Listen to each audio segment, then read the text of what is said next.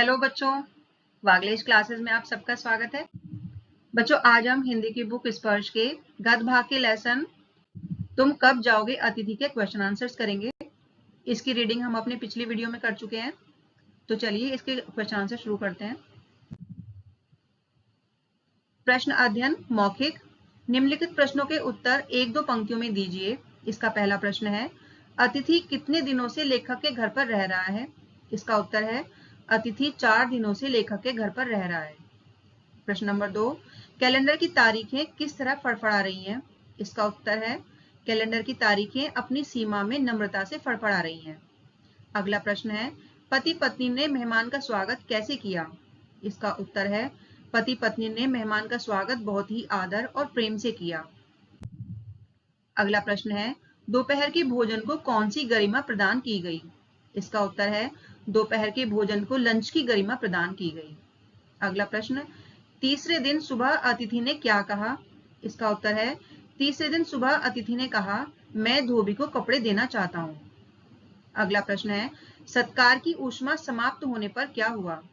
इसका उत्तर है, सत्कार की ऊष्मा समाप्त होने पर लेखक और उसकी पत्नी का व्यवहार बदलने लगा। लिखित। निम्नलिखित प्रश्नों के उत्तर 25 से 30 शब्दों में लिखिए। इसका पहला प्रश्न है, लेखक अतिथि को कैसी विदाई देना चाहता था। इसका उत्तर है, लेखक चाहता था कि अतिथि एक अच्छे मेहमान की तरह अगले दिन विदा ले। वह उससे रुकने का आग्रह करता और अतिथि मना कर देता। फिर लेखक उसे आदर पूर्वक स्टेशन छोड़ने जाता। अगला प्रश्न है, पाठ में आए निम्नलिखित कथनों की व्याख्या कीजिए। इसमें पहला है, अंदर ही अंदर कहीं मेरा बटुआ कांप गया। इसका उत्तर है, इस कथन का अर्थ है कि जब अतिथि घर आया तो लेखक को पैसों की चिंता होने लगी। उसे लगा कि अब खाने पीने और बाकी चीजों में ज्यादा खर्च होगा, इसलिए उसने मन ही मन सोचा कि अब तो खर्चा बढ़ने वाला है। अगला है, अतिथि सदैव देवता नहीं होता, वह मानव और थोड़े अंशों में राक्षस भी हो सकता है। इसका उत्तर है, इस कथन का अर्थ है कि शुरुआत में अतिथि का स्वागत देवता जैसे किया जाता है, लेकिन जब वह बहुत ज्यादा दिन तक रुक जाता है तो वह परेशानी का कारण बनने लगता है। लेखक कहना चाहता है कि हर अतिथि अच्छा नहीं होता। अगर वह समय पर ना जाए तो वह कष्टदायक भी बन सकता है। अगला है, लोग दूसरे की होम की स्वीटनेस को काटने ना दौड़ें। इसका उत्तर है, इस कथन का अर्थ है कि हर किसी को दूसरे के घर में अच्छा लगता है, क्योंकि वहां आराम, सेवा और अलग माहौल मिलता है। लेकिन अगर हर कोई दूसरे के घरों में रहने लगे तो उस घर का सुकून और मिठास खत्म हो जाएगी। इसलिए लेखक कहता है कि हर किसी को अपने घर की अहमियत समझनी चाहिए और दूसरे के घरों की खुशी को बोझ बनकर खत्म नहीं करना चाहिए। अगला है, मेरी सहनशीलता की वह अंतिम सुबह होगी। इसका उत्तर है, इस कथन में लेखक कह रहा है कि अब वह और ज्यादा सहन नहीं कर पाएगा। अगर अतिथि अगली सुबह तक नहीं गया तो लेखक अपने आप पर काबू नहीं रख पाएगा और शायद सीधा मना कर देगा या नाराज हो जाएगा। अगला है, एक देवता और एक मनुष्य अधिक देर साथ नहीं रहते। इसका उत्तर है, इस कथन का अर्थ है कि देवता तो थोड़े समय के लिए दर्शन देकर लौट जाते हैं, वे कभी किसी के घर लंबे समय तक नहीं ठहरते। वैसे ही अतिथि को भी थोड़े समय रुककर विदा ले लेनी चाहिए। लेखक इस पंक्ति के जरिए यह कहना चाहता है कि अतिथि को समय पर लौट जाना चाहिए ताकि उसका आदर और सम्मान बना रहे। निम्नलिखित प्रश्नों के उत्तर 50 से 60 शब्दों में लिखिए। इसका पहला प्रश्न है, कौन सा आघात अप्रत्याशित था और उसका लेखक पर क्या प्रभाव पड़ा। इसका उत्तर है, तीसरे दिन सुबह अतिथि ने लेखक से कहा, मैं धोबी को कपड़े देना चाहता हूँ। यह कथन लेखक के लिए अप्रत्याशित आघात था, क्योंकि इससे स्पष्ट हो गया था कि अतिथि अब जल्दी जाने वाला नहीं है। इस बात से लेखक को बहुत चोट पहुंची और उसने महसूस किया कि अतिथि हमेशा देवता नहीं होता, बल्कि कभी कभी कष्टदायक भी हो सकता है। लेखक का धैर्य डगमगाने लगा और उसके भीतर निराशा और खीज बढ़ने लगी। अगला प्रश्न है, संबंधों का संक्रमण के दौर से गुजरना, इस पंक्ति से आप क्या समझते हैं, विस्तार से लिखिए। इसका उत्तर है, संबंधों का संक्रमण के दौर से गुजरना का अर्थ है कि दो लोगों के बीच का रिश्ता धीरे धीरे बदलाव के दौर से गुजर रहा है। कहानी में लेखक और अतिथि के बीच शुरू में प्रेम, आदर और उत्साह से भरा संबंध था। लेखक ने अतिथि का स्वागत पूरी गर्मजोशी से किया था, अच्छा खाना, घुमाना, बातें करना आदि। लेकिन जैसे जैसे अतिथि लंबे समय तक रुकता गया, वैसे ही लेखक की उम्मीदें टूटने लगी। और उसे असहजता महसूस होने लगी। अब वही आत्मीयता धीरे धीरे बोरियत, चुप्पी और खीज में बदलने लगी थी। लेखक और अतिथि के बीच जो सौहार्द था वह तनाव और थकावट में बदल रहा था। इसलिए लेखक कहता है कि अब उनका संबंध एक संक्रमण यानी बदलाव के दौर से गुजर रहा है। अगला प्रश्न है, जब अतिथि 4 दिन तक नहीं गया तो लेखक के व्यवहार में क्या क्या परिवर्तन आए? इसका उत्तर है, जब अतिथि 4 दिन तक लेखक के घर पर ही रुका रहा तो लेखक के व्यवहार में धीरे धीरे कई परिवर्तन आने लगे। पहले दिन उसने अतिथि का आदरपूर्वक स्वागत किया, अच्छा भोजन करवाया और अगले दिन सिनेमा भी दिखाया।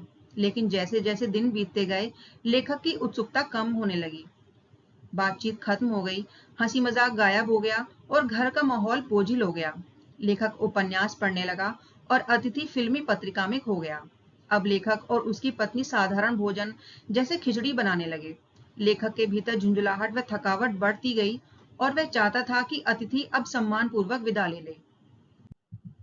भाषा अध्ययन, इसका पहला प्रश्न है, निम्नलिखित शब्दों के दो दो पर्याय लिखिए, जिसमें शब्द दिए गए हैं जैसे चांद, जिक्र, आघात, ऊष्मा और अंतरंग। इसमें चांद का होगा शशि, राकेश, जिक्र का होगा उल्लेख और वर्णन, आघात का होगा चोट और प्रहार, ऊष्मा का होगा गर्मी, ताप, अंतरंग का होगा घनिष्ठ और प्रिय। अगला प्रश्न है, निम्नलिखित वाक्यों को निर्देशानुसार परिवर्तित कीजिए, जिसमें पहला है, हम तुम्हें स्टेशन तक छोड़ने जाएंगे। इसको हमें नकारात्मक वाक्य में बनाना है। अगला है, किसी लॉन्ड्री पर दे देते हैं, जल्दी धुल जाएंगे। इसे प्रश्नवाचक वाक्य में बनाना है। अगला है, सत्कार की ऊष्मा समाप्त हो रही है। इसे भविष्यत काल में बनाना है। इनके कपड़े देने हैं। इसे स्थान सूचक प्रश्नवाची में बनाना है।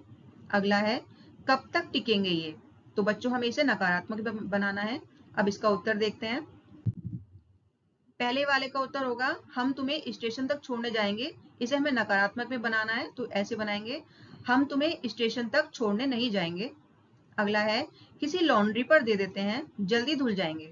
इसे हमें प्रश्नवाचक में बनाना है, तो हम बनाएंगे, क्या हम किसी लॉन्ड्री पर दे दें ताकि जल्दी धुल जाएंगे।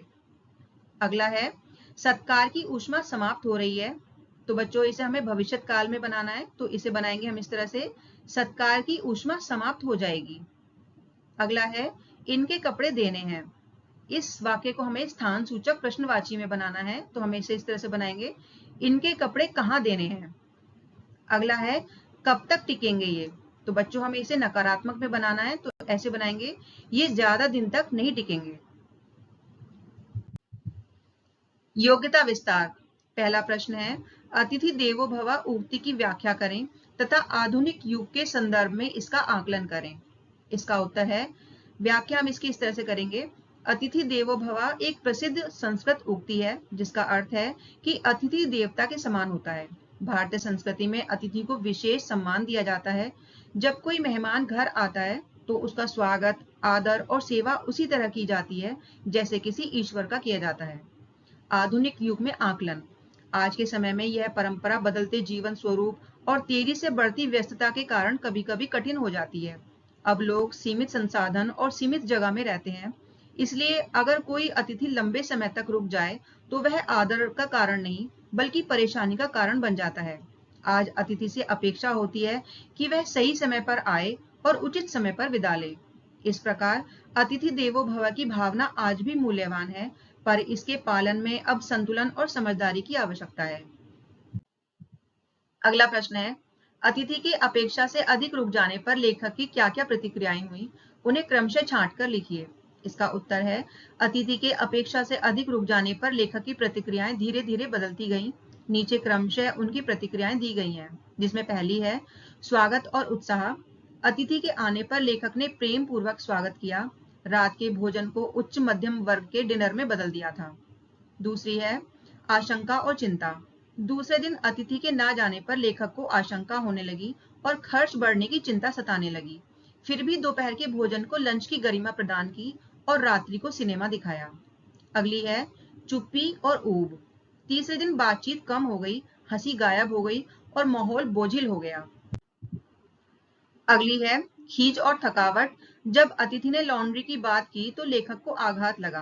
वह महसूस करने लगा कि अतिथि देवता नहीं, कभी कभी परेशानी का कारण भी हो सकता है। अगली है असहायता और व्यंग। लेखक खिचड़ी बनवाने लगा और मन ही मन सोचने लगा कि अगर अतिथि ना गया तो उपवास करना पड़ेगा। अंतिम प्रतिक्रिया सहनशीलता की सीमा। लेखक सोचता है कि अब यदि अतिथि नहीं गया तो वह खुद पर नियंत्रण नहीं रख पाएगा। अब वह मन ही मन गेट आउट कहने को तैयार है। तो बच्चों, इसी के साथ इस लेसन के ये प्रश्न उत्तर यहीं पर समाप्त हो जाते हैं। आशा करती हूँ आपको सभी प्रश्नों के उत्तर समझ में आए होंगे। अगर आपको ये वीडियो अच्छी लगी है तो वीडियो को लाइक करें और अपने फ्रेंड्स के साथ शेयर करें और चैनल को सब्सक्राइब करना बिल्कुल ना भूलें, जिससे आने वाली वीडियोस आप तक पहुंच सकें। Thank you.